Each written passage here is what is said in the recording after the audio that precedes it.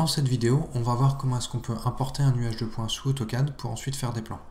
Donc la version d'AutoCAD qu'on utilise ici est la 2019 avec Covadis, mais Covadis n'est pas utile pour faire ce genre de manipulation. Donc le nuage de points a été créé sous Scène et on l'a importé sous Recap. Donc il a été nettoyé, on a enlevé tous les points qui nous servaient à rien et on a créé différentes zones.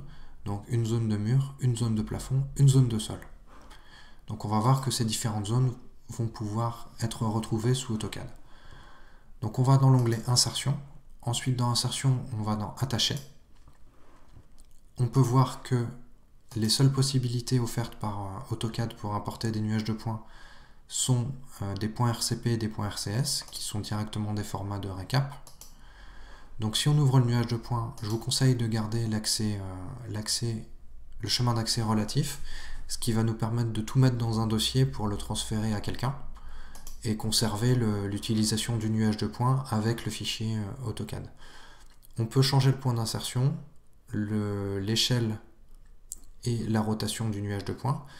Si on ne change pas le point d'insertion et que le nuage de points est géoréférencé, on va garder le géoréférencement dans AutoCAD. Donc on fait OK, on garde les paramètres de base dans cette situation.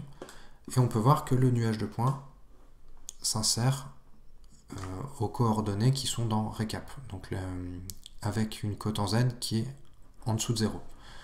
Donc si on clique sur le nuage de points, il y a plusieurs possibilités qui s'offrent à nous. Donc on peut voir déjà dans un premier temps le gestionnaire de nuages de points avec les différentes options qu'on a et les différentes régions qu'on a créées dans Recap. Donc on peut désactiver le plafond et désactiver le sol, qui ne vont pas nous être utiles pour tracer les contours du mur. Et si on se met en vue du dessus, on peut voir qu'on a des traits, des points qui sont relativement espacés, avec pas mal de bruit. Donc ce qui va être intéressant à faire, ça va être de faire une tranche dans ce nuage de points. Donc pour faire cette tranche, on va utiliser une région. Donc une région rectangulaire, c'est ce qu'il y a de plus simple. Cette région, on va la faire en deux temps. Donc on va la faire au niveau du plafond. Donc d'abord, on se met de cette manière-là. Ensuite, on peut faire une deuxième sélection rectangulaire. Donc on garde soit ce qu'il y a à l'intérieur, soit à l'extérieur.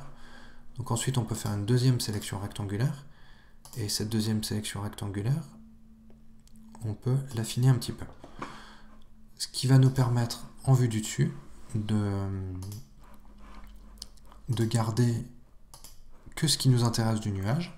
Et on peut voir en zoomant qu'on a perdu tout le bruit et toute l'épaisseur du mur, étant donné qu'on a un soubassement au niveau du mur qui va être visualisable dans le nuage de points, qui va rajouter des informations supplémentaires. Donc là, j'ai fait une tranche dans le nuage, dans la partie haute du nuage, juste au-dessus des portes, ce qui va nous permettre de faire un tracé du mur de manière globale.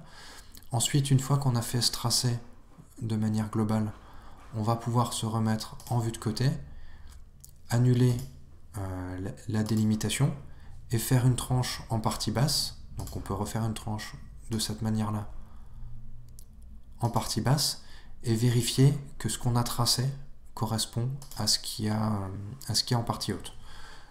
Et ensuite de tracer les embrasures de portes et de tracer les contours des portes. Donc ça, c'est le premier type de sélection qu'on peut utiliser. Ensuite, il y a une autre option, donc on peut aussi inverser la sélection, ce qui nous permet de conserver que ce qui est en dehors de cette sélection. Quelque chose qui peut être intéressant aussi, c'est un deuxième type de sélection. On peut sélectionner de manière polygonale, c'est-à-dire que si on veut, par exemple, suivre une pente ou suivre un escalier, suivre quelque chose ou dans une cave par exemple, on peut faire une sélection de cette manière-là.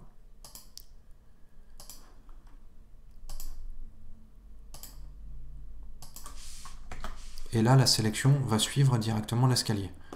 Donc là, c'est pas très parlant étant donné qu'on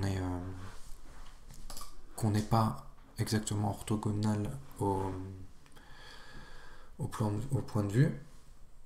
Mais on peut suivre une pente d'escalier directement via ce type de sélection polygonale. Ça peut être intéressant dans certaines situations. Donc voilà comment est-ce qu'on peut utiliser un nuage de points sous AutoCAD. Donc ça, c'est les commandes très basiques qui vont permettre de traiter très rapidement un nuage de points.